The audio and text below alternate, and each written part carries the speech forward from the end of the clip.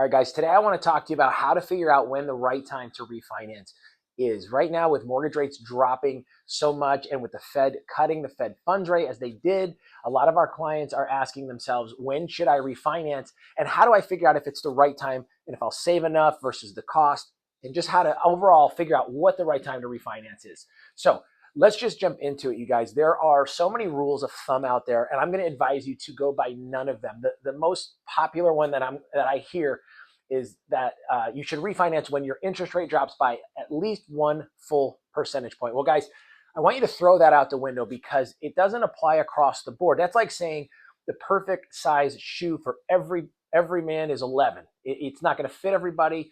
Everybody's got different kinds of feet. And just like that, you've got different types of loans, different scenarios. So the dropping the rate by 1% is not the rule of thumb you want to go by. In fact, there's no rule of thumb here at all. It's about taking your individual situation and seeing if the cost of refinance, the savings, and the overall timing of it makes sense for you. So first, let's talk about why the 1% rule doesn't make any sense. If you've got $1 million loan or a $100,000 loan, dropping that rate by a percentage point is going to save so much more for that $1 million loan than a $100,000 loan. In fact, it's not going to make sense to refinance a $100,000 loan by dropping by 1%.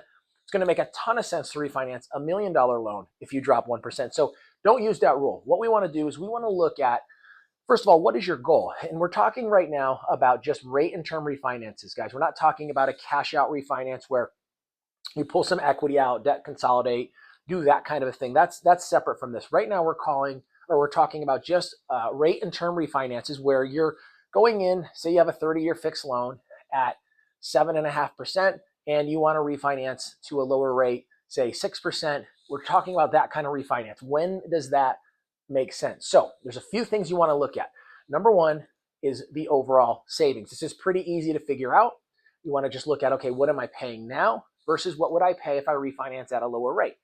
The difference is the amount of savings you're going to have per month. That's a key number here. Now, number two is the cost. You want to look at the cost to refinance. Now, guys, this can get really complicated because different lenders are going to structure refinance loans different ways, and you're going to have different options. You can refinance at a par rate. You can refinance at a discounted rate where you're paying points to get a lower than market rate. You want to look at the total cost to refinance, and when you have the cost and the savings, you want to combine those two and figure out, okay, what's my break-even point? How long, in other words, how long is it going to take if I refinance and say I'm saving $300 a month?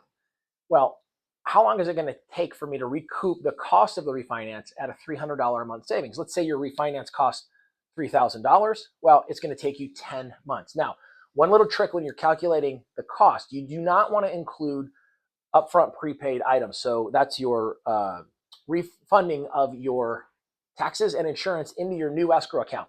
Those aren't hard costs, guys. You're going to actually get a refund of your existing escrow account after you close, and then you put new money in the escrow account, and they essentially wash each other out. They're not exact dollar for dollar, but you don't want to include prepaid items in the cost. You want to include lender fees, title fees, and an appraisal fee. Those are your hard costs.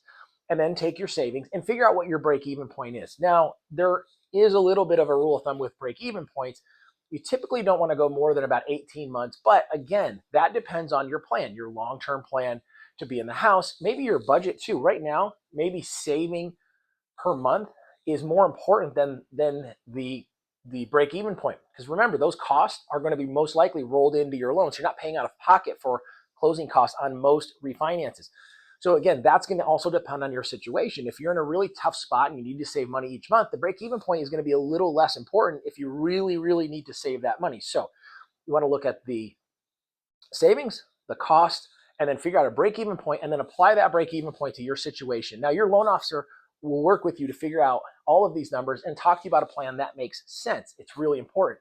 Now, beyond those three items, you want to look at other things like how far into the loan are you? Now, if you're 15 years into a 30-year fixed and you go to refinance a 30-year fixed, of course, the savings are going to look amazing, right? Because you've got a much smaller loan amount at maybe a lower rate compared to your original loan. So that new payment is going to look great. But guys, you got to remember what you're doing. You're also starting out at month 0 again and stretching that loan for another 30 months. So if you're 15 years in, you're starting over and now you got a 30-year loan instead of 15 years left to pay off the original loan. That absolutely should factor in, and you want to look at what you're going to save in interest over the life of the new loan versus the remaining 15 years of the existing loan, and apply that to your decision. I'll tell you, most of the time in those cases, it's not going to make sense to refinance. But again, it all depends on your situation. If the savings is really important and you're in a tough spot, it might make sense to refinance, even though you're backtracking and starting over again. But you want to look at that, guys, because remember, you're starting over again at 30 years if you do a 30-year refi. So that's another piece. Now, on top of those items, you can also look at things like mortgage insurance. Do you have mortgage insurance right now? Either you're in an FHA loan or a conventional loan that has MI. And if you refinance, does it get rid of the MI? You want to factor that into your savings, your break even, and all of that as well. So when you're looking at refinancing, guys, there is so much more to it than just a, hey, if I drop 1%, I should refi. That absolutely does not answer the question. You want to do a much deeper dive working with your loan officer. And we do this all the time, guys. We help our clients analyze if it makes sense to refinance. Of course, we love to do loans. The more we do, the happier we are. But we aren't going to have somebody refinance that's going to put themselves in a worse position. So we help you financially plan and look at it to see, does it really make sense in the long run? And of course, that's always based on what your goals and your needs are. So every refinance is different, guys. You want to take a look at the whole picture. And just to recap, you want to look at what are the savings, what are the costs, and then figure out a break-even point. And then you want to look at how far into the loan are you? If you restart, what does that cost you in terms of interest over the life of the loan versus if you just stay the course on your existing loan? And then you want to also factor in benefits of, are you removing something like MI to lower your payment even more than just the interest savings? So when you put all this together, you can come up with a refinance plan that fits you, and you can make sure you're refinancing for all the right reasons and that it's a financially sound refinance. Guys, I hope this was helpful. Thank you for taking the time.